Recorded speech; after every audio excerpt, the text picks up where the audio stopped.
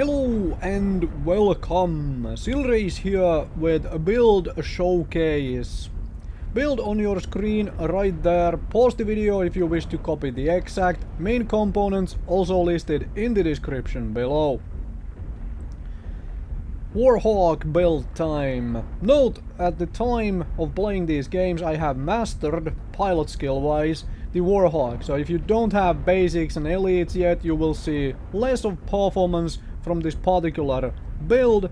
And also note that no modules were in use, so if you have those modules to plunk in, you will see a performance increase from this particular build. Warhawk A variant is what I am using. Thanks to the clan Omnipod technology though, you can basically do this build on essentially every single Warhawk. I just happen to have it built on the Warhawk A variant. UAC10 with a bunch of ammo, 2 large pulse lasers, and an SRM6. The SRM6 is located in a side torso. The rest of the guns are located in arms. Most of the weaponry for Warhawks will be in the arms, and so I wanted something in a side torso in case I happen to lose arms. And this is where this build shines, where something has its side to you, so you are free to pour fire into them, because this is not an alpha monster at all. It is more of a sustained damage build. It runs very cool, especially once you finish your elites and stuff. So there is really no issue running this build on any map. The heat doesn't affect it all that much, and it still does its job fairly well. The SRM6 has only 1 ton of ammo. I figure that, well, 16 shots should be quite enough for the SRM, because don't necessarily want to do close range work, except end up doing close range work here on this particular map, because sometimes you have to adapt. And since basically nobody else on the team came up here, decided to come here instead. Now, we don't want to face Kodiak frontally, that's a bad idea. Get shot at quite a bit. And team is still hanging around down there in the bottom, trading shots and whatnot, and I'm still up here because Warhawk is a fast assault mech. Like, it is just seriously fast assault mech, which is really nice because it allows you to reposition and whatnot fairly well. However, at this point my team is still down there and getting surrounded, so it is time to leave. Very much time to leave. Unfortunately, to go down fast, I do kind of have to expose the right side of this mech, and that means I'm going to lose that side torso. The side torsos are big targets, they are kind of easy to, you know, hit and so forth, so you're going to be losing side torsos quite a bit. Large pulse laser destroyed. And this is one reason why I wanted to show this build off, because you have guns on both sides of the mech. Even after I lose the side torso, I still have that UAC10, so I can still engage. And at this low health though, well, armor and so forth, I mean, my torso is open. Actually are, because both the rear and the front are open. So I can still engage, but play carefully at this point. Like, after you've tanked down quite a bit of the enemy fire and so on, just hang back with the, you know, team if you were playing the front lines. And sometimes you want to play the front lines. The cheetah is a little too hard to hit, and I don't want to waste ammo on it. So, but there is a Kodiak, and I definitely want to shoot at the Kodiak, right? That Kodiak there. So put some more shots in, and at this point we are leading with such a massive, you know, lead of kills. We should be pressing this advantage and finishing the game off. When you are up this many mechs, just go together, you will very likely win the game right then and there. Because simply overwhelming numbers, right? Sort of a snowbally way the games end up going at times.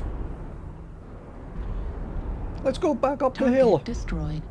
back up the hill because Warhawk, like I mentioned, is a fast mech, and as you can see, this thing actually, especially on level ground, it goes real fast once you get that speed tweak and everything. So for an assault mech you can really reposition well, which is actually very nice for a build which sort of wants to maintain a medium-ish range. You don't want to get in their faces, and you don't necessarily want to stay very far back, so you need to get in range of those guns. And that's bad shooting, so don't miss that many shots, I mean, as I was missing there. However, game is basically done. Let us move to the next one.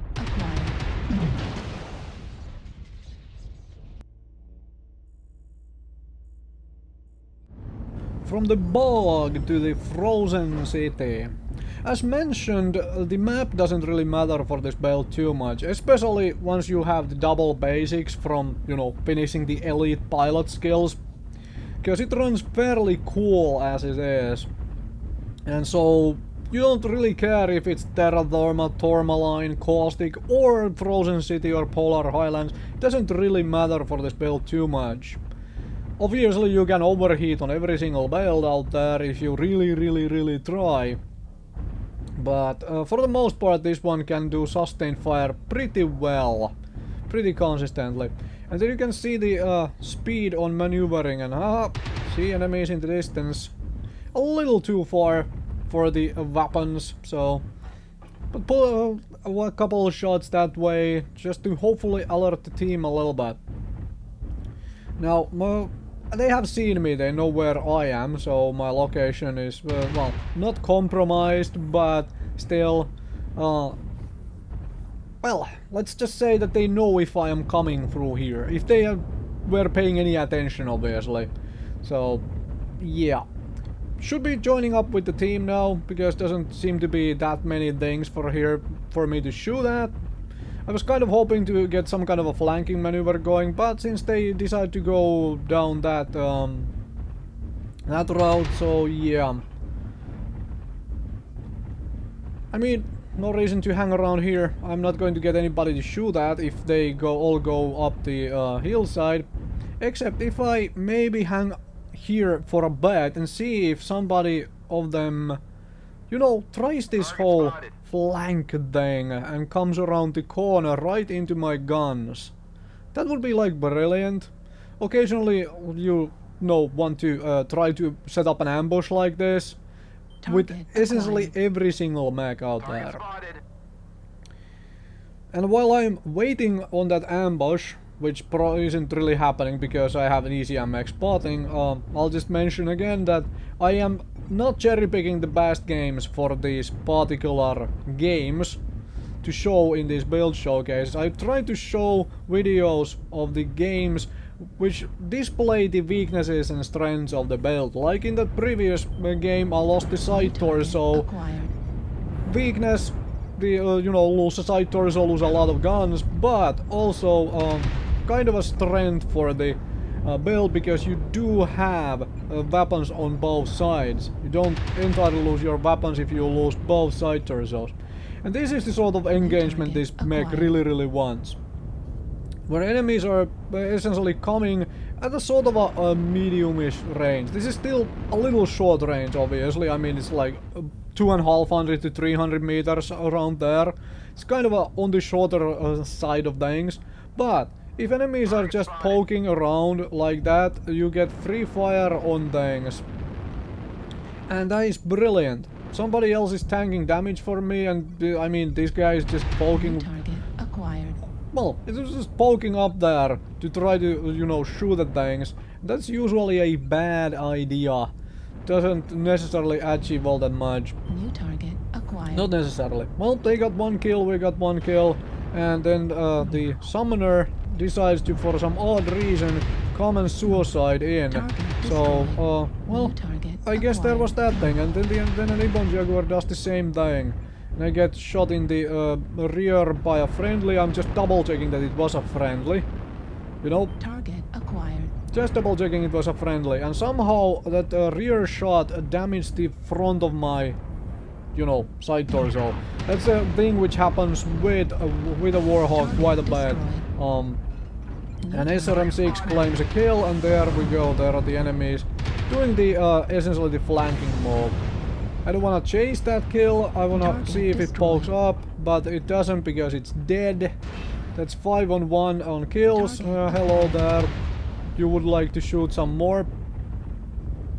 And now, let's join up the team, because the team is pushing in. And I'm going to do it on a different side than where the team mostly went. To maybe set up a crossfire, maybe set up a kind of a flanking move. But mostly to be able to get some fire into everything. And, well, there is all sorts of things in front to shoot at. Like this. Let me go this way, Mr. Timberwolf. Thank you. And here we go, we get to a side and have a lot of targets who are not paying attention to us.